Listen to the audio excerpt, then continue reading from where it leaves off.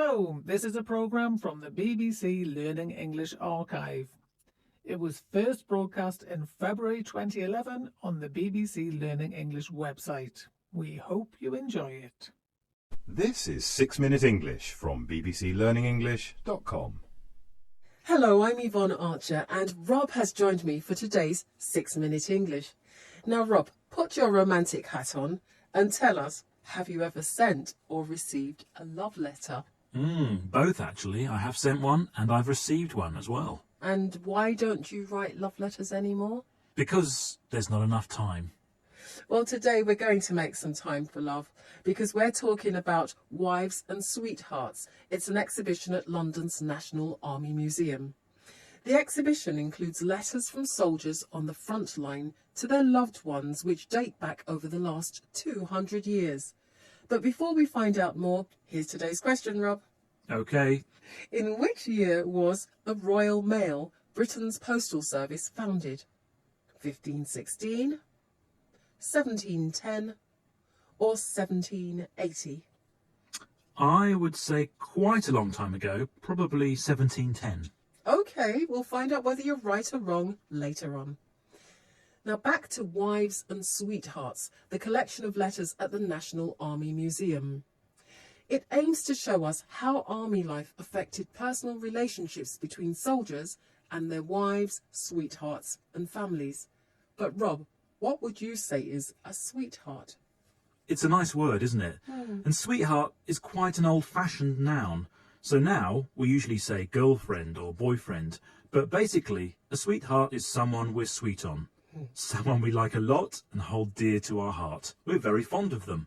So we might call a child a sweetheart, or even a colleague who we really appreciate. So thanks for that explanation, Rob. You're a sweetheart. And so are you. Now, the letters in the exhibition were sent during the Napoleonic War, the Crimean War, World Wars I and II, and even during the conflicts we're experiencing today. So they go back as far as 200 years. Let's listen to some excerpts.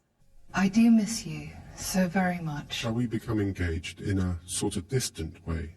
The number of words used in the first excerpt gives the impression that the letter was written a long time ago, doesn't it, Rob? Yes, it does. And today we'd probably be more direct and simply say, I miss you very much. But instead we heard, I do miss you so very much. Now, the second writer seems quite shy or unsure of how the young lady feels, because instead of simply asking his sweetheart to marry him, he suggests that they become engaged while he's still away.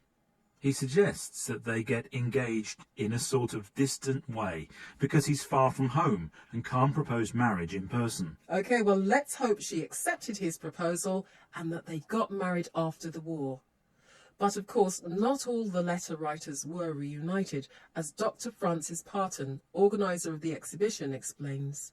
Some of them are very moving and quite distressing. Obviously, we've looked at all the aspects of a soldier's relationship, and sometimes that can be very, very difficult when it involves separation and, obviously, in worst-case scenarios, bereavement.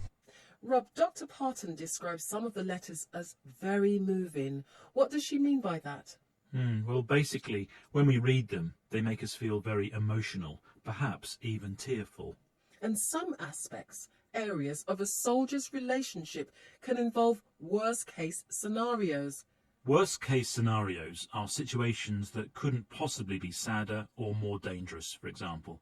And here, Dr. Parton is talking about the fact that in some cases, soldiers and their loved ones died. Well, luckily, Caroline Flynn MacLeod's husband recently returned safely from a 7-month deployment in Afghanistan. They have a wonderful collection of love letters as a result, which are included in the exhibition at the National Army Museum.